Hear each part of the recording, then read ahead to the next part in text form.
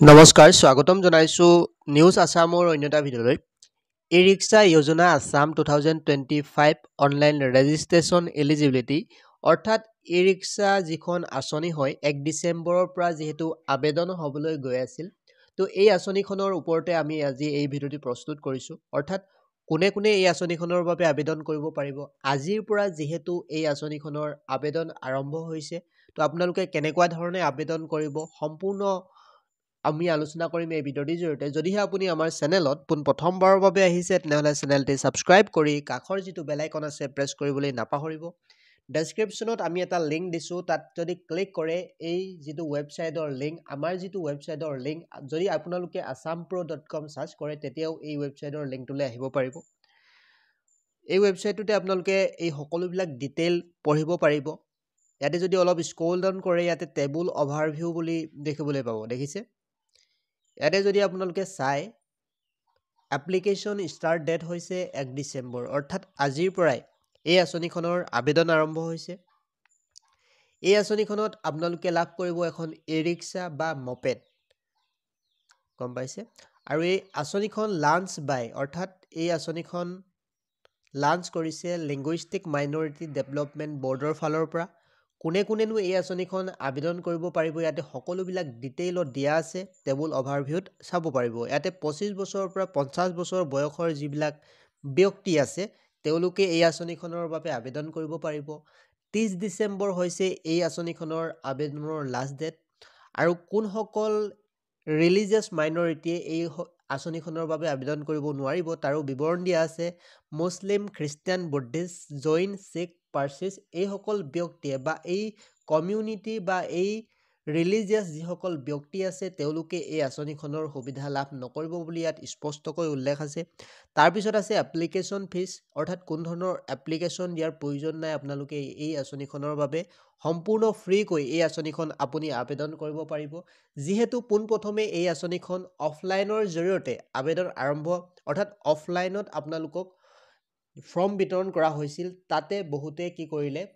form বিতৰণৰ বাবদ তেওঁলোকে পইচা লোৱা আৰম্ভ কৰিলে সেইবাবে এই আঁচনিখন অনলাইনত আপোনালোকে আবেদন কৰিব পাৰিব বুলি তেখেতলোকৰ ফালৰ পৰা অফিচিয়েলি জনাইছে হিলাদিত্য ডাঙৰীয়াই আপোনালোকে তেখেতৰ মন্তব্যও শুনিব পাৰে ফেচবুক পেজত তেখেতে এই আঁচনিখনৰ সম্পূৰ্ণ বিৱৰণ দিছে তেওঁলোকে আৰু ইয়াতে দেখিছে এলিজিবিলিটি অৰ্থাৎ এলিজিবল কমিউনিটি হৈছে কোন কোন কমিউনিটিৰ ব্যক্তিয়ে পাব তাৰো বিৱৰণ ইয়াতে দিয়া আছে এপ্লিকেশ্যন মোড হৈছে অনলাইন প্ৰথমতে তেওঁলোকে কৈছিলে অফলাইনত এখন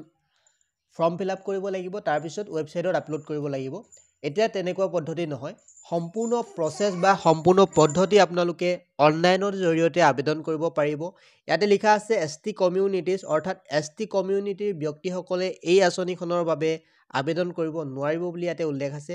ইয়াতে দেখিবলৈ পাইছে benefit free distribution of e rickshaw and moped অৰ্থাৎ এই আঁচনিখনৰ বাবে আপোনালোকে লাভ কৰিব ই-ৰিক্সা বা এখন মপেড আৰু সিলেকশ্যন প্ৰচেছ কেনেকুৱা ধৰণে হ'ব তাৰো বিৱৰণ দিয়া আছে বেষ্ট অফ এলিজিবিলিটি অৰ্থাৎ আপোনালোকে কি কমিউনিটি ইয়াতে সকলোবিলাক যিহেতু দিয়া আছে এলিজিবিলিটিৰ পৰিপ্ৰেক্ষিতত আপোনালোকে এই আঁচনিখন পাব আৰু লগতে ডকুমেণ্টৰ যিটো ভেৰিফিকেশ্যন হয় তাৰ বিনিময়ত এই আঁচনিখনৰ বাবে আপোনালোকে আবেদন কৰিব পাৰিব আৰু লগতে এই আঁচনিখনৰ বাবে আপুনি এপ্ৰুভ হ'ব ইয়াত দিয়া আছে অফিচিয়েল ৱেবছাইটটো ইয়াতে দিয়া আছে কিন্তু অফিচিয়েল ৱেবছাইটটো যদি আপুনি অপেন কৰিবলৈ যায় বৰ্তমান মই আপোনালোকক অপেন কৰি দেখুৱাইছোঁ ইয়াতে আপোনালোকে যদিহে ৱেবছাইটটো অপেন কৰিবলৈ যায় কিন্তু বৰ্তমান সময়ত এই আঁচনিখনৰ যিটো অফিচিয়েল ৱেবছাইট অপেন হোৱা নাই যদিহে আপোনালোকে মাজে সময় ভিজিট কৰি থাকে ডেছক্ৰিপশ্যনত যিটো আমি লিংক দিছোঁ তাত আপোনালোকে ভিজিট কৰি থাকিব কেতিয়ানো আবেদন হ'ব সম্পূৰ্ণ বিৱৰণ তাতে পাই যাব আপোনালোকে বৰ্তমান সময়লৈকে অৰ্থাৎ মই যেতিয়ালৈকে ভিডিঅ'টো প্ৰস্তুত কৰি আহিছোঁ তেতিয়ালৈকে কিন্তু এই আঁচনিখনৰ আবেদন আৰম্ভ হোৱা নাই বা অফিচিয়েল যিটো ৱেবছাইটৰ লিংক সেই ৱেবছাইটৰ লিংকটো বৰ্তমান সময়লৈকে অপেন হোৱা নাই আপোনালোকে চেক কৰি থাকিব পাৰে ইয়াতে দেখিবলৈ পাইছে application from link not activate অৰ্থাৎ নট এক্টিভ য়েট অৰ্থাৎ বৰ্তমান সময়লৈকে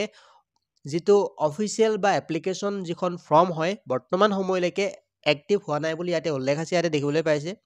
একেবাৰে তললৈ যদি আপোনালোকে যায় ডেছক্ৰিপশ্যনত ক্লিক কৰি ইয়াতে দেখিবলৈ পাইছে ৱেব লিংকছ অফ ই-ৰিক্সা যোজনা Assam 2025 application form not active at অৰ্থাৎ বৰ্তমান সময়লৈকে এই আঁচনিখনৰ আবেদন আৰম্ভ হোৱা নাই কিন্তু 1 ডিচেম্বৰৰ পৰা আবেদন আৰম্ভ হোৱাৰ কথা আছিলে যিহেতু কিন্তু বৰ্তমান সময়লৈকে যিখন ফৰ্ম হয় এপ্লিকেশ্যন ফৰ্ম এই ৱেবছাইটটোৰ মতে আবেদন আৰম্ভ হোৱা নাই তো যদিহে আপোনালোকে